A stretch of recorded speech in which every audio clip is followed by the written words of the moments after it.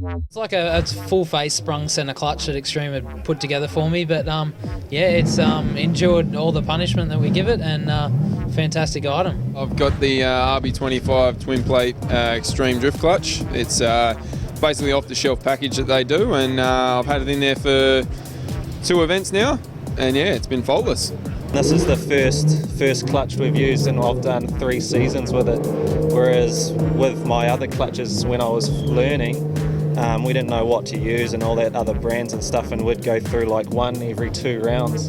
Ultra reliable, it's one of those really important parts in the drive line, and if you have a weak spot, it's always going to go, and not having that weak spot, we can concentrate on developing the other things that we could have issues with later. I think we've been running this same clutch now for nearly 4 years in the car, so it's been pretty phenomenal. I recommend Xtreme to most of my customers as first choice, purely because over the years we've developed them to be kind on the crankshaft thrust, so light pedal and just easy to work with. They stand by their products and they're good quality.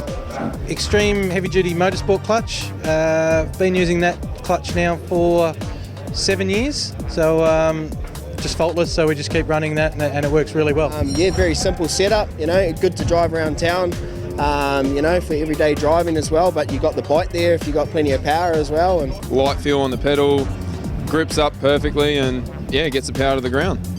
It's surprisingly good. Like I could drive it in a street car. I reckon, like, you'd think it would be shuddery, but it's surprisingly smooth, and I'd happily run one in a street car.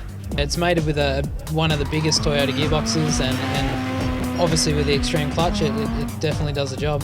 Which is a triple plate carbon fibre Xtreme clutch. So yeah, exactly the same clutch we've been running since, I think, Adelaide in 08. It's handling it really well.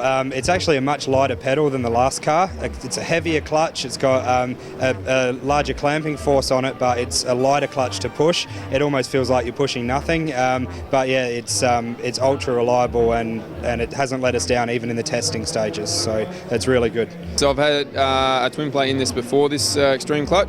It was a Japanese-based brand, and it lasted a little while, but from my aggressive 4th gear takeoffs from the line, it just destroyed it. So now I've got Xtreme on board, and yeah, it's good. Because it runs such a massive turbo on just a 2-litre engine, I'm using the clutch a hell of a lot to keep it up on boost. So it's huge. Like if it wasn't working properly, it'll ruin my weekend, simple as that. So it's always been there for us. I'd like to think I would give it a fair bit of punishment, and it does last season after season, which is really, really good. In between that, you've probably got 10, 15 clutch kicks in the whole session, so it gets an absolute punishing and never misses a beat. just loading the car up, like when you come in to initiate into the corner and stuff, you're putting a lot of strain on it, and if your clutch is, not good enough, then you're going to spin it and then you're not going to get the drift on. So they're definitely relying on it the most, and definitely need the best. So Xtreme's the one. 3 years and I've gone through probably 6 motors and we keep bolting the same clutch on. We'll just check it, take it apart, check it, and it's fine. So it just takes a pounding. Yeah, I was told to better than properly, and as a drifter ignored that, went straight out and gave it hell, and it's fine. So thanks Xtreme.